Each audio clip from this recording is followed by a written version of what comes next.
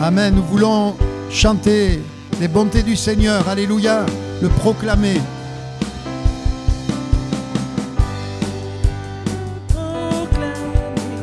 Du sommet des montagnes, ta grâce est sans limite, ta bonté sans égale, ta tendresse m'envahit.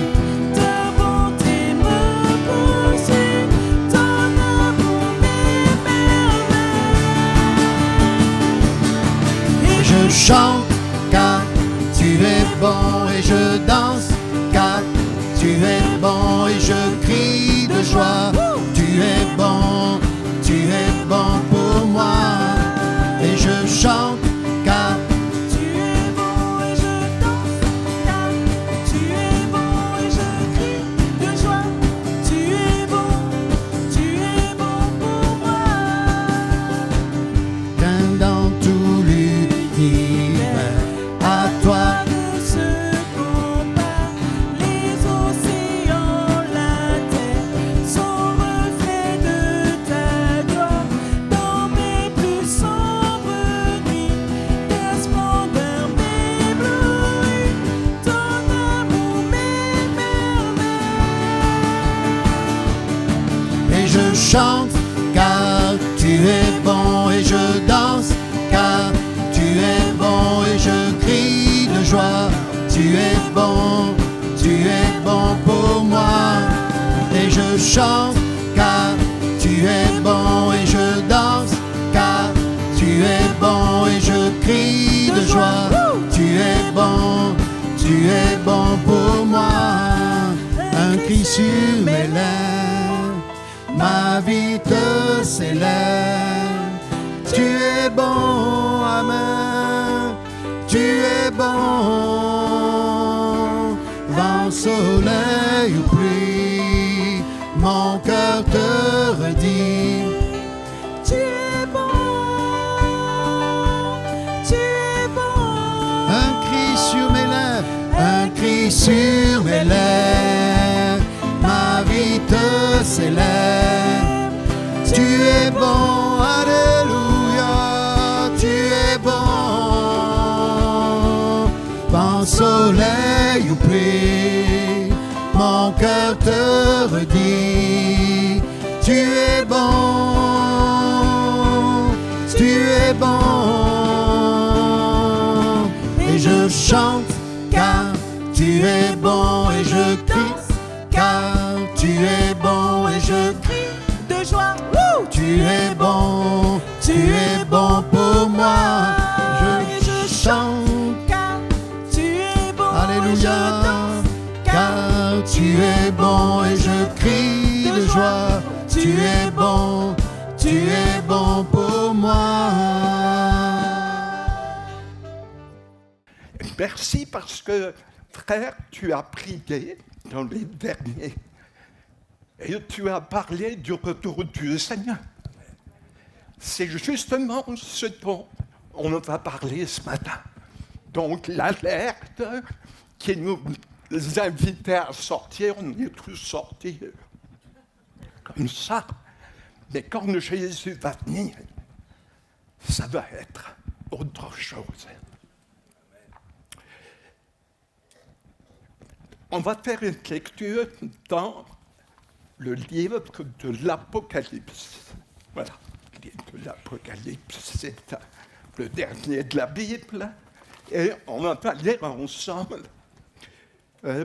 à partir le dernier chapitre. C'est tout simple, c'est des passages qu'on peut trouver facilement. Apocalypse 22.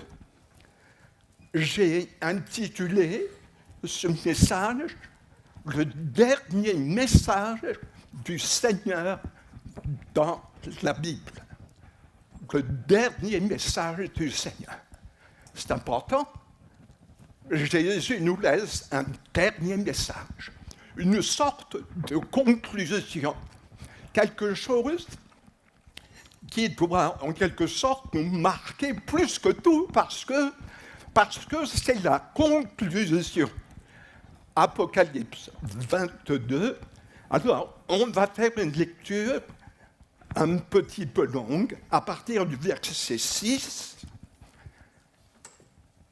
C'est la parole de Dieu, et ma prière, c'est qu'elle touche notre cœur. Je ne suis pas là pour partager quelques pensées humaines, mais juste ce que le Seigneur a placé sur mon cœur. Et il me dit, ces paroles sont certaines et véritables. Et le Seigneur, le Dieu des esprits des prophètes, a envoyé son ange pour montrer à ses serviteurs les choses qui doivent arriver bientôt.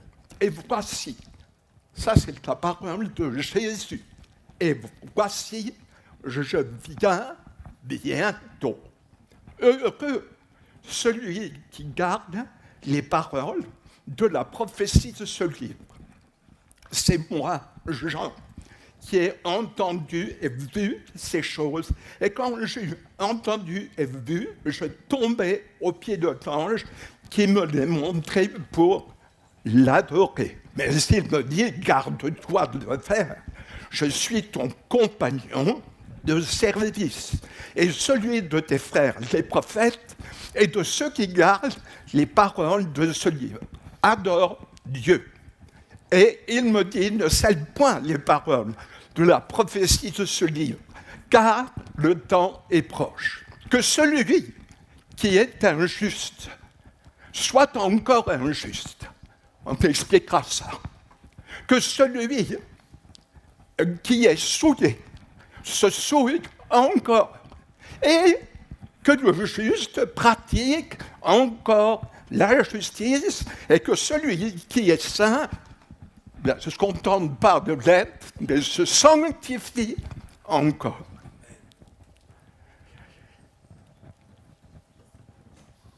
Voici, Jésus le dit une deuxième fois, je viens bientôt.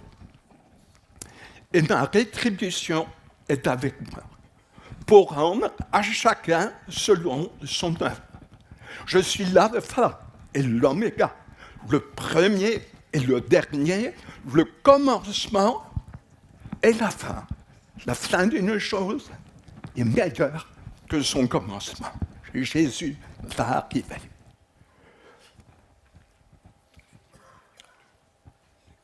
Heureux, verset 14, ceux qui lavent leur robe, afin d'avoir droit à l'arbre de vie et d'entrer par les portes dans la ville.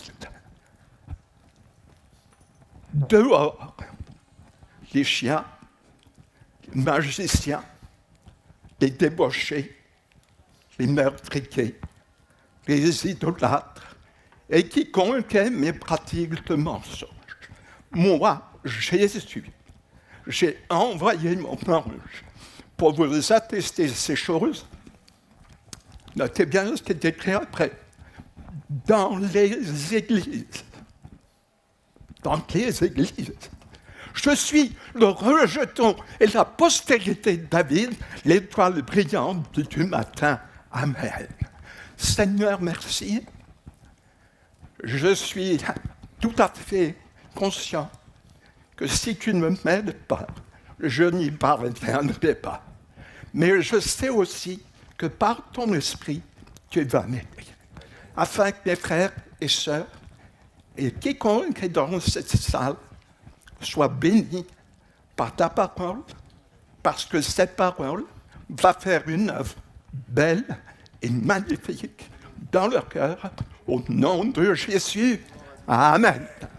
Amen. Lecture pas forcément très stimulante au départ. Vous savez, il faut se méfier de faire en quelque sorte toujours le tri dans la parole de Dieu et de ne prendre que les versets qui nous caressent. Je sais aussi prêcher des versets où tu as envie de monter sur ta chaise et dire Alléluia. Mais c'est pas ce que le Seigneur a placé sur mon cœur ce matin. Et pourtant, certainement, si tu reçois la parole, tu ressortiras de ce lieu comme le boiteux qui était à la porte du temple. Et quand il est entré dans le temple, dans la présence de Dieu, parce que guéri, il marchait, il sautait, et il louait Dieu. Vous aviez le droit de dire Amen. Peut-être que vous n'êtes pas habitués ici. Moi, je suis avec un tempérament du Sud, et même plus. Alléluia. Alors, ce texte, effectivement, nous dit, et c'est Jésus qui parle, je viens bientôt. C'est important de ne jamais oublier, mes frères et sœurs, que le Seigneur va revenir. À part qu'on s'est rappelé que le vendredi, vraisemblablement, Christ est mort. Il y a eu le samedi, rien ne s'est passé en tous les cas de visible. Et puis le dimanche, alléluia, le Seigneur est ressuscité des morts. Le tombeau est vide. Donc Jésus est remonté au ciel. Mais pas pour y rester tout le jour. Puisque Jésus a dit, je m'en vais vous préparer une place. Et quand je l'aurai fait, je reviendrai vous chercher, alléluia, afin que là où je suis, vous y soyez aussi. Où est Jésus? La Bible dit, il est à la droite du Père. Et si on peut dire que Jésus vit dans notre cœur, c'est par le Saint-Esprit. Mais Jésus est au ciel, alléluia! Si j'étais américain, je dirais, dis à ton voisin, Jésus est au ciel et il est aussi dans ton cœur. Allez, dites-vous-le. Amen. Alléluia. Il est au ciel, mais il est aussi dans mon cœur, parce que Jésus est vivant et il veut en quelque sorte nous préparer. C'est pour ça que c'est important d'avoir une vraie communion avec Christ. Pour que nous ne nous entendions pas dire « je ne t'ai jamais connu ». Mais si tu vis avec Jésus, parce qu'il vit en toi par le Saint-Esprit, quand il va pas venir, il va te dire « mais je te connais ». On parle ensemble tous les jours. Alléluia, on est en communion tous les jours. Je te connais. Et puisse le Seigneur nous aider à mieux le connaître. Mais ça sera la prédication à Casillac ce soir. Si vous voulez venir à Casillac, vous pouvez. Jésus dit, je viens bientôt. Ça nous impose quelque chose. C'est d'être, non pas de penser à ce moment-là, à nous préparer, mais d'être prêt pour l'enlèvement. Prêt à tout moment. Est-ce que tu es prêt maintenant? Seigneur, je suis jeune. Je suis jeune, je ne suis pas encore marié. Seigneur, permets que je me marie. Que je profite un peu avec mon épouse. Et puis après, tu pourras me prendre. Mais dis, à ce prix-là, il ne revient jamais, le Seigneur. Jamais. Non, il faut être prêt. Parce qu'il y a des noces qui t'attendent au ciel. De plus en plus de personnes sentent bien qu'il se passe quelque chose. On écoute tous les informations, enfin on écoute, on regarde, on est envahi, submergé d'informations, et on sait que ça barre là, en ce moment. Et c'est peut-être que le début. Et curieusement, dans ce conflit qui se mondialise de plus en plus, un petit pays est la cause de tout ça. Un tout petit pays qui fait la valeur de 2 départements français. Un tout petit pays. Et à cause de ce tout petit pays, le monde entier est en train progressivement de s'embraser. Mais c'est bizarre quand même. Non, c'est pas bizarre. La parole de Dieu déclare qu'Israël deviendra une pierre pesante pour toutes les nations. En fait, on voudrait liquider Israël. Pourquoi? Mais parce qu'Israël, c'est le pays de la Bible. Si tu n'avais pas, si Dieu ne nous avait pas donné ce petit pays, et surtout Abraham, le père des croyants, et puis toute la descendance, eh bien, qu'est-ce que nous aurions? Je m'appelle Lévi, alors pardonnez-moi un peu de... Mais mes frères et sœurs, est-ce que vous n'êtes pas d'accord avec moi pour dire que, oui, c'est bien à cause d'Israël. C'est sa faute, tout est de sa faute. Si rien ne va sur cette planète, c'est à cause d'Israël. C'est ce que disent les nations. Et c'est pourquoi ils veulent éradiquer ce petit peuple. Mais ils n'y arriveront pas. C'est le peuple que Dieu a choisi, tout petit, parce que Dieu se plaît à se glorifier dans les petites choses. Il l'a choisi. Et quand Jésus va revenir, il n'arrivera pas à New York, il n'arrivera pas à Tokyo, à Chiang Kai-shek ou je ne sais quoi, il arrivera, il posera ses pieds sur le monde des Oliviers. Et il entrera par une certaine porte qui est aujourd'hui fermée à Jérusalem pour entrer dans la ville du grand roi. Et il ne rentrera pas tout seul, nous serons avec lui. J'espère que nous y serons tous. Jésus dit, alors, je viens ici répondre peut-être à une objection. Jésus dit, voici, je viens bientôt. Alors les moqueurs disent, arrêtez, ça fait 2000 ans que vous nous dites qu'il vient bientôt. Alors Pierre dit, ce sont des moqueurs, parce qu'ils ne savent pas que pour Dieu, un jour c'est comme 1000 ans. Première réponse. Ça fait donc que 2 jours. Si je dis à quelqu'un, je viens bientôt, et que j'arrive 2 jours plus tard, il ne va pas me dire, ben, qu'est-ce que tu as tardé? Ben non, 2 jours, il vient bientôt. Maintenant, il y a une autre petite explication. Notre Seigneur dit, je viens bientôt. Le mot grec, bon, je vous fais grâce du mot grec, veut dire plus exactement, je viens avec vitesse. Je viens avec vitesse.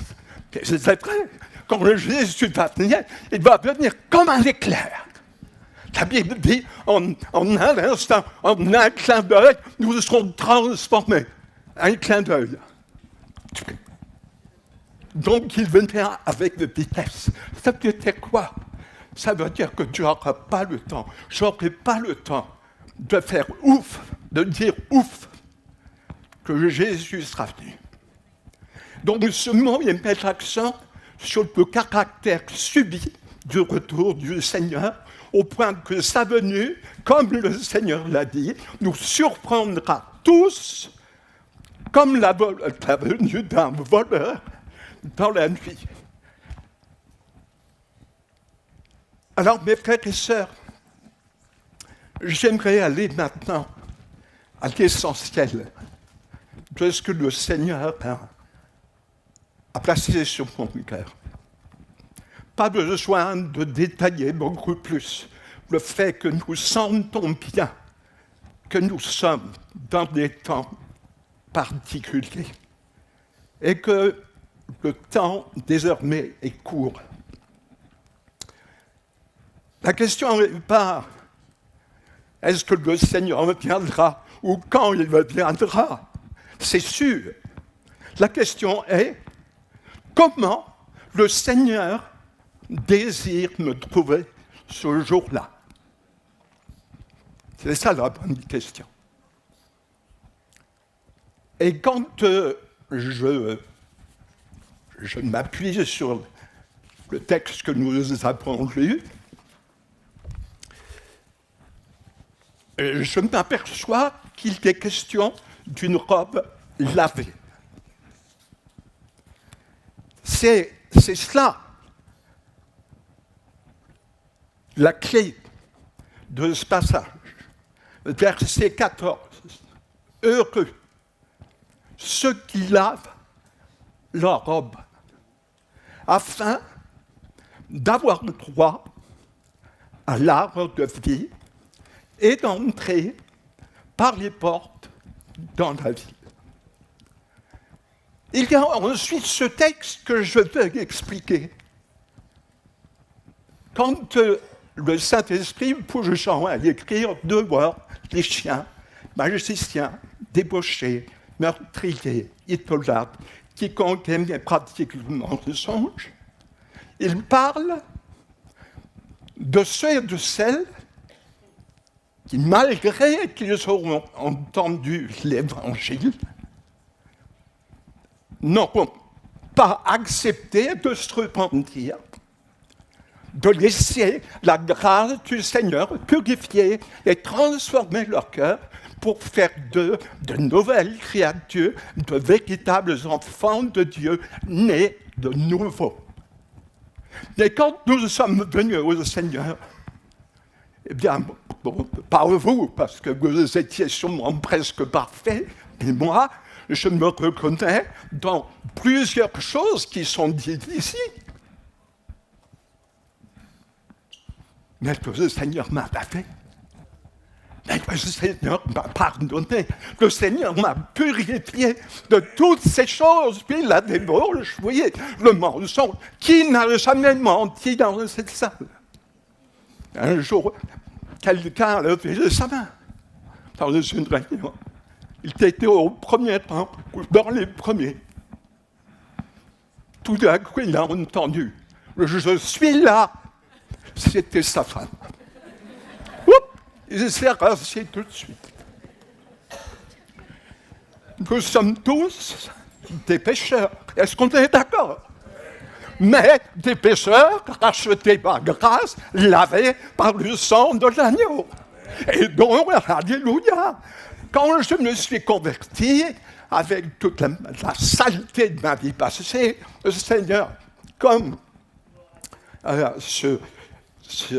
cet aveugle Bartimée, le Seigneur m'a permis d'abandonner ce vieux manteau sale de ma vie de péché, et par la grâce de Dieu, il m'a revêtu, comme toi, mon frère, comme toi, ma sœur, d'une robe blanche. Blanche et paradoxalement lavée par le sang de l'agneau. Quelqu'un va dire, comment est-ce que du sang rouge peut me rendre blanc? Ben, écoute, comment est-ce que de l'herbe verte que mange la vache peut devenir du lait blanc? Cherche pas à comprendre. Ce sont des réalités spirituelles. Le sang de Christ m'a lavé de tout péché. Alléluia. C'est ça l'important. La vraie question, c'est comment est-ce que le Seigneur va me trouver quand il va venir? Il va regarder l'état.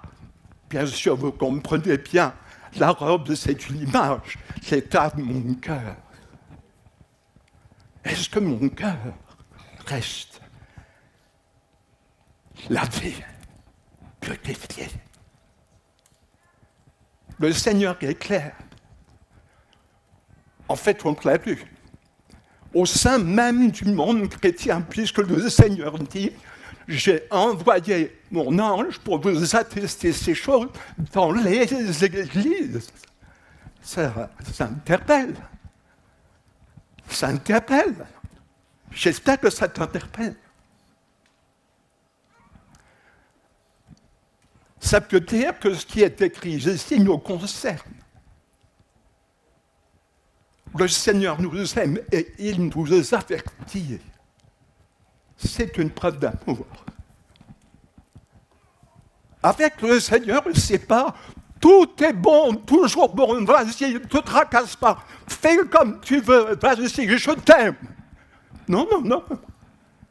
C'est je t'aime, et parce que je t'aime, voici ce que je te recommande. Des parents qui diraient à leurs enfants, fais ce que tu veux, parce que je t'aime, mon fils, ma fille, fais comme tu veux, vas-y. Est-ce que véritablement il t'aime?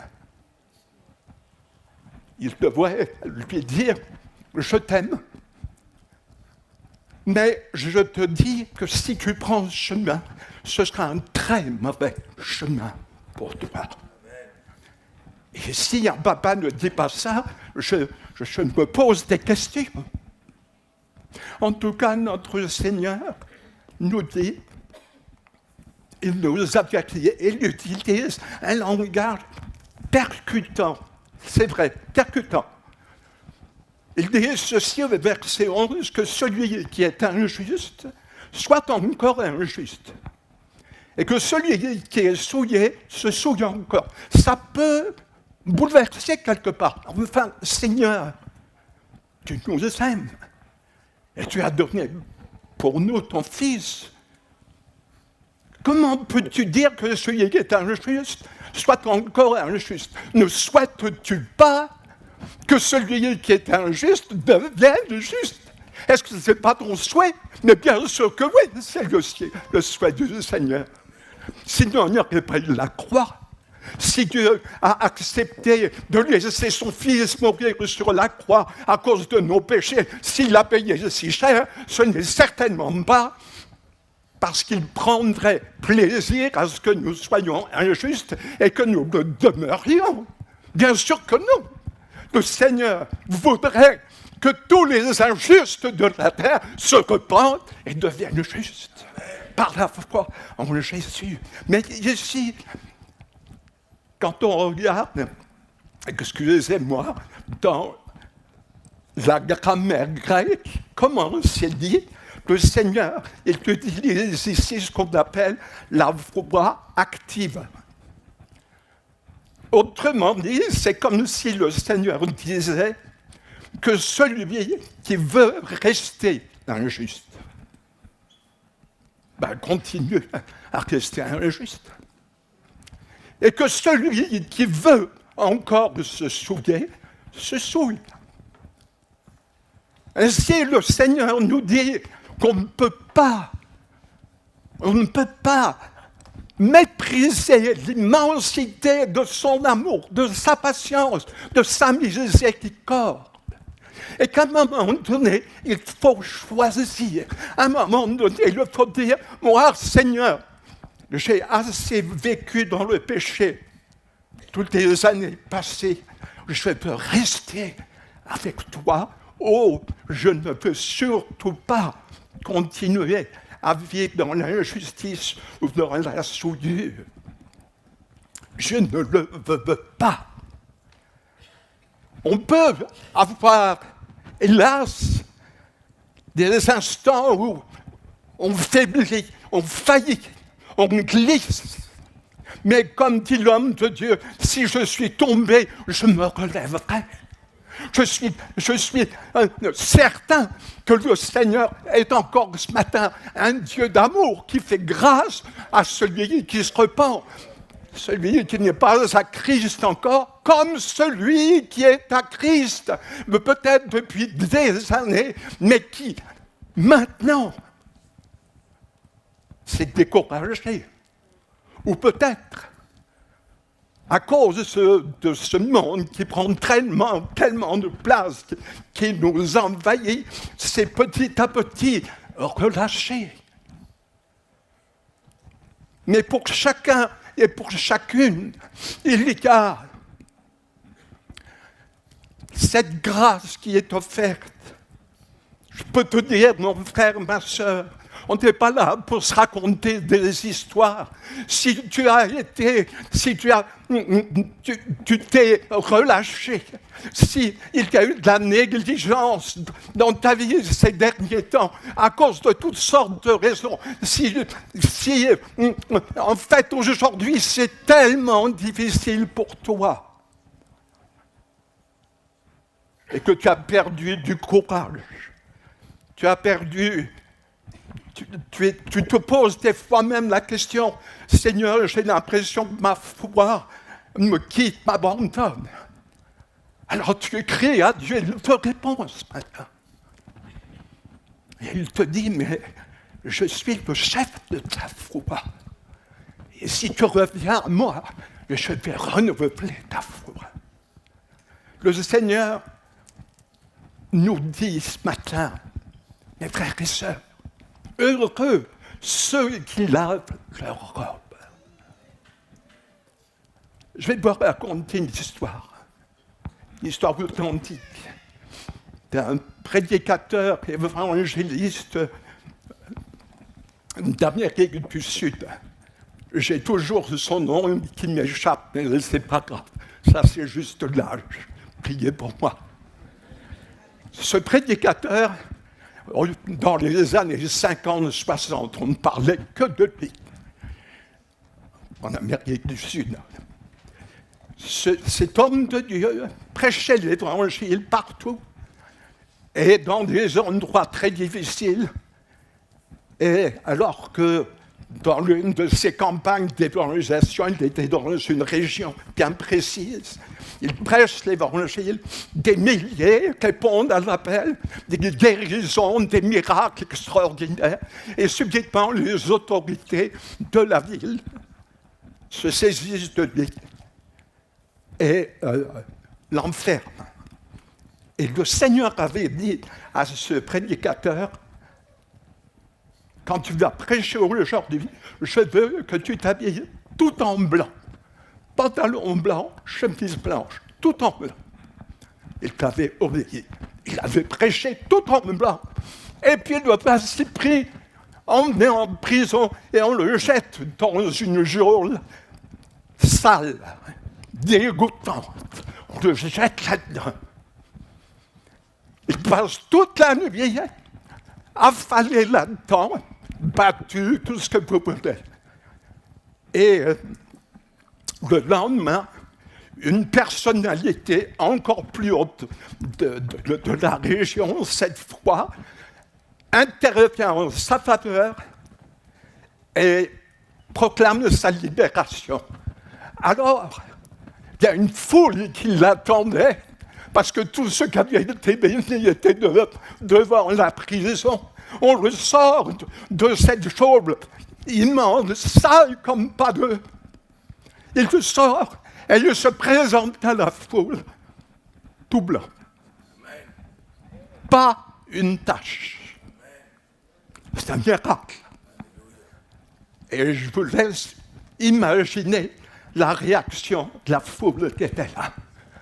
L'Esprit de Dieu était en train de glorifier le nom de Jésus, qui est capable non seulement de nous laver, mais qui est capable de nous garder purs au milieu de la saleté la plus innommable. Alléluia! Est-ce qu'on peut dire gloire au Seigneur? Amen! À lui soit toute la gloire. Ton cœur ce matin, tu sais, le diable voudrait te jeter dans toute la saleté de ce monde. Et si tu ne veilles pas, il pourrait bien y arriver. Il faudrait commencer par te décourager et te dire, tout cela, ce sont des histoires. Jésus ne reviendra jamais. Écoute la parole de Dieu ce matin. Et entends le Seigneur. Je termine avec cette pensée, parce qu'il faut veiller. Mais c'est une pensée importante, je ne dois pas la laisser de côté. Dans Apocalypse, chapitre 6, il est question dans une période de l'Apocalypse qui est décrite ici décidément. Je pose tout. Apocalypse 6. On va dire, si vous voulez, il y a là les 4 chevaux de l'Apocalypse. Je ne vais pas prêcher là-dessus. Je ne vais pas, rassurez-vous. Mais les 4 chevaux nous parlent de ce qui va se passer, à mon sens, juste avant le retour du Seigneur. Il est question d'un cheval blanc, mais pas avec une épée. Un cheval blanc avec un arc, sans flèche, qui part en un vainqueur et pour vaincre.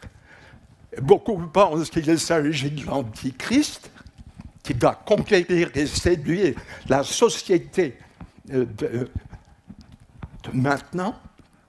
Ensuite, il est question du cheval noir.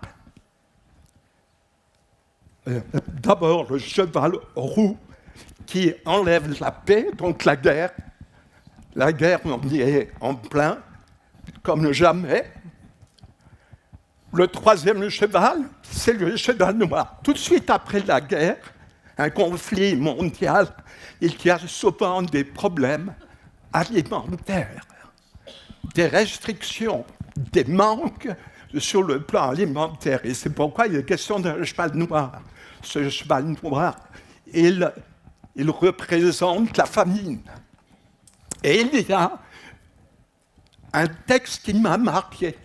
C'est que tout d'un coup, comme cela, au beau milieu de ces explications, il nous dit ceci au verset 6. J'entendis au milieu des 4 êtres vivants une voix qui disait une mesure de blé pour un denier et 3 mesures d'orge pour un denier. C'est-à-dire que c'était cher.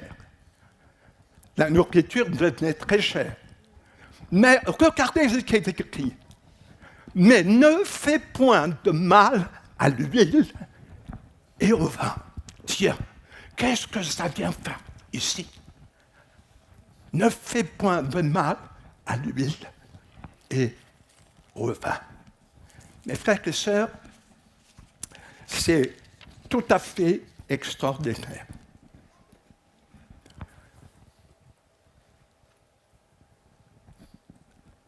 Au milieu de ce chaos mondial, une parole est donnée à celui qui monte le cheval noir. Ne fais pas de mal à l'huile et au vin. Je me pose la question, est-ce que Dieu s'inquiéterait du sort des récoltes d'huile et de vin dans un contexte de famine mondiale? La réponse est non. Ce n'est pas du tout ça. Mais à cause de ce drame mondial qui s'intensifie maintenant, le Saint-Esprit nous dit quelque chose de très fort. En fait, jusqu'au retour de Jésus, ces 2 éléments resteront actifs. Jusqu'au retour de Jésus. Tant que l'Église du Seigneur sera sur cette terre, Dieu veillera à ce qu'il ne manque ni vin, ni huile sur son Église. Alléluia. Quand tu prends la Sainte Seine, que ce soit du vin ou que ce soit du fruit de la vigne, peu importe. Mais quand tu le fais, tu penses à quoi? Au précieux sang de Jésus. Et quand on parle d'huile, quand par exemple on fait l'onction d'huile à un malade, on pense à quoi? Dites-le, mes frères et sœurs. Le Saint-Esprit, l'huile, le Saint-Esprit. Alléluia. Le vin et l'huile sont les 2 symboles les plus précieux pour notre vie de chrétien. J'ai besoin des 2. J'ai besoin de me rappeler que le vin symbolise le sang précieux de Jésus qui a été versé pour moi, pour me purifier de tout péché. Et j'ai besoin, pour garder ma robe blanche, j'ai besoin de l'huile du Saint-Esprit. J'ai besoin de l'onction du Saint-Esprit sur ma vie, seul capable de me rendre vainqueur du péché et du diable et de me garder fidèle. Et ce qui est extraordinaire ce matin, car personne ne sait quand Jésus va venir. Ce qui est important, c'est que à chaque instant et à la fin de cette réunion, la même question doit être posée. Est-ce que je suis prêt en l'état de mon cœur actuel? Et si ce n'est pas vrai, si ce n'est pas possible que tu répondes avec affirmation à cela parce que le Saint-Esprit parle à ton cœur, moi je ne suis qu'un porte-voix. Mais le Saint-Esprit parle à nos cœurs et nous amène ce matin à nous poser cette question. Est-ce que je continue à marcher avec le Seigneur sérieusement, sincèrement, avec amour, de tout mon cœur? Oui ou non? Ou est-ce que je me suis relâché? Alors ce matin, que tu sois à Christ ou que tu n'y sois pas encore, tu as besoin. Et béni soit Dieu, le vin ne manquera pas. La Bible dit que si nous confessons nos péchés, le Seigneur est fidèle et juste pour nous les pardonner et nous purifier de toute iniquité. Rien d'impur ou de souillé n'entrera au ciel, mes frères et sœurs. Et c'est pourquoi Jésus a dit, heureux ceux qui ont le cœur pur, car ils verront Dieu. Alléluia. Et pour que tu restes fidèle, il ne faut pas seulement que tu restes sous l'aspersion du sang de Christ. Il faut que tu recherches, que tu désires, que tu aspires à être sous l'onction permanente du Saint-Esprit. Ce n'est pas pour rien que l'apôtre Paul dira ceci: ne vous enivrez pas de vin. C'est de la débauche. Déjà, au jour de la Pentecôte, on se moquait, ils sont pleins de vin doux. Mais pas du tout. Ils étaient pleins de l'Esprit. Alléluia. Alors, nous aussi aspirons à être remplis du Saint-Esprit, pas seulement une fois de temps en temps, et pas seulement comme une sorte de trophée. J'ai été baptisé du Saint-Esprit il y a 25 ans. La Bible dit: sois rempli du Saint-Esprit au présent.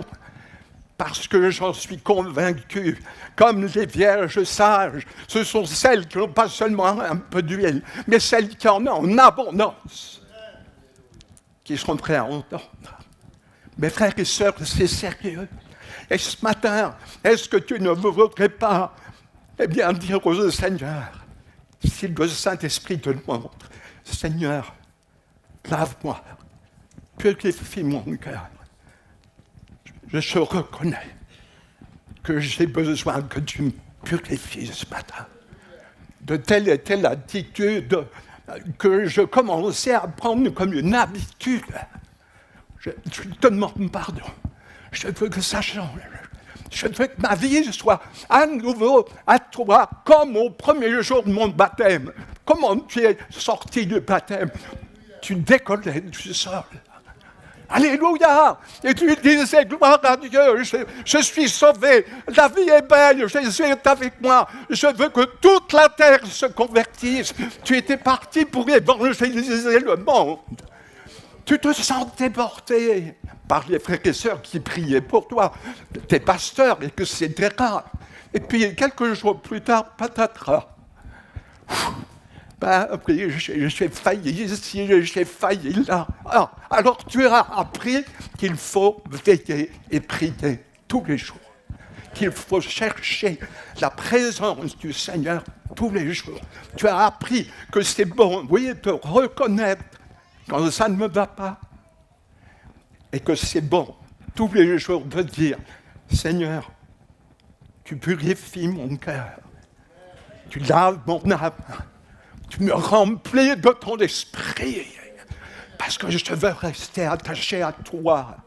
Je veux faire partie de cette cohorte qui montera dans ta gloire.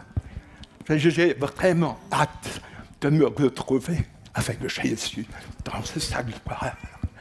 Tant de bien-aimés, ils sont déjà et ils nous attendent.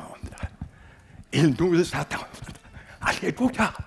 Alors réjouis-toi et prépare-toi et ouvre ton cœur ce matin. Je peux juste prier.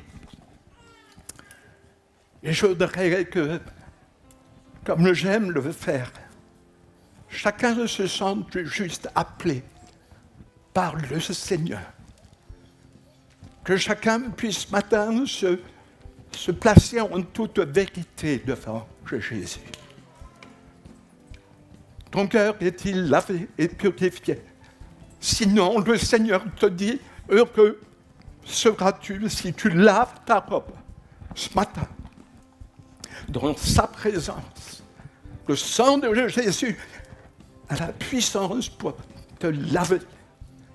Laver ton cœur, laver ta conscience, te purifier. Et pour t'amener de la même manière à dire au Seigneur, Seigneur, je ne peux pas me contenter d'avoir une robe lavée par ton sang. J'ai besoin de ta puissance pour me garder pur.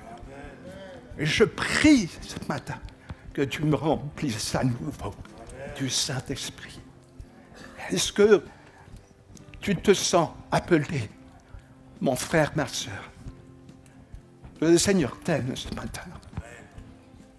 Ses bras sont merveilleusement ouverts pour chacun de nous. Pas plus moi qui suis pasteur ce matin que les autres. Je veux rester avec un cœur pur et rempli de son esprit.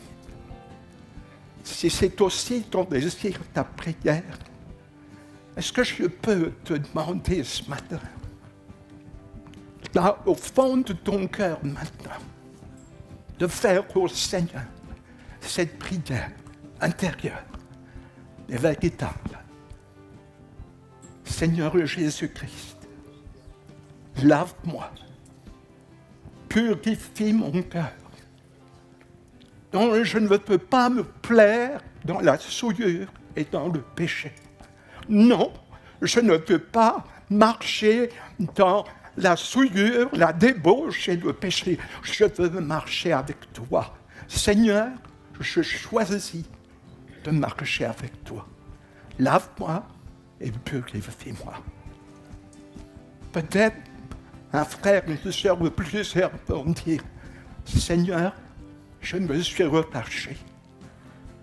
J'ai commencé à regarder des choses que j'avais abandonnées. J'ai commencé à ne plus lire systématiquement chaque jour ta bonne parole. J'ai commencé à délaisser la prière. Pardonne-moi, lave-moi, purifie-moi, ranime-moi, que feu de ce premier amour et remplis-moi de ton esprit. Si c'est ta prière, est-ce que juste les yeux fermés, tu pourrais lever ta main et dire, Seigneur, c'est ma décision ce matin. Lève ta main si tu veux que Jésus te libère, te délivre, te pardonne, te relève, te sanctifie. Je vais prier pour toi. Oui, merci. N'ayez pas peur. Amen. C'est bon d'être sincère. C'est bon d'être vrai. Merci, Jésus. Merci pour ta grâce. Tu vois mes frères et sœurs qui t'aiment. Tu vois ceux qui sont venus dans ce lieu ce matin, qui n'étaient pas prêts pour ton retour. Je te bénis parce que ce matin, tu purifies leur cœur. Parce que ce matin, tu les relèves. Parce que ce matin, par ton esprit, tu les touches, Seigneur. Tu les remplis. Je prie que des baptêmes dans le Saint-Esprit aient lieu. Là, à leur place, ce matin, que l'Esprit de Dieu descende. Alléluia. Alléluia. Je crois que le Saint-Esprit est en train d'agir dans ce lieu. Alléluia.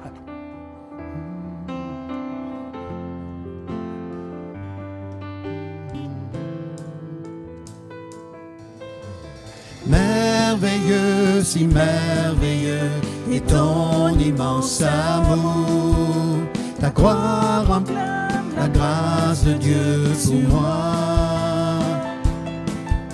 Personne n'a vu ni entendu, Et nul ne peut saisir, amen, combien tu es puissant et glorieux.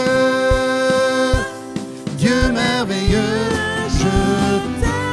Dieu merveilleux, je t'adore, Dieu merveilleux, mon âme te chante.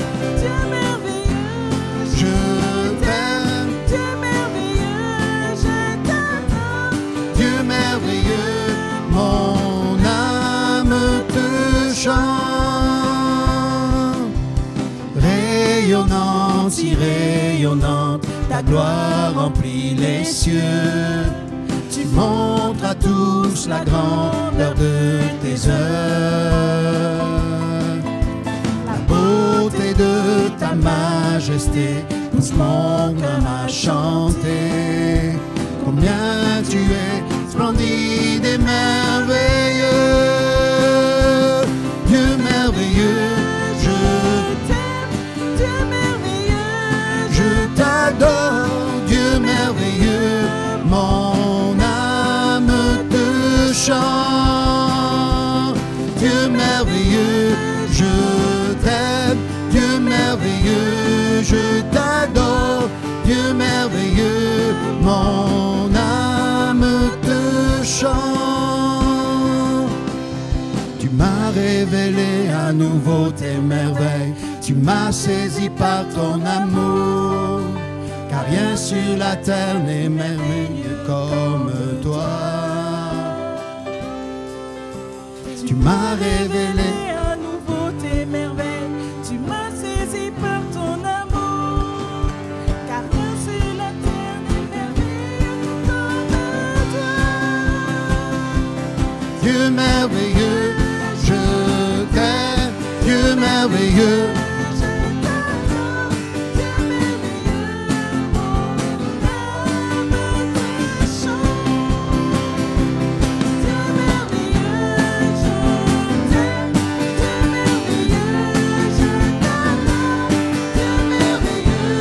Mon âme, Dieu merveilleux, Dieu merveilleux, je t'aime, je t'adore, Dieu merveilleux, mon âme te chante, Dieu merveilleux, je t'adore, Dieu merveilleux, mon âme te chante.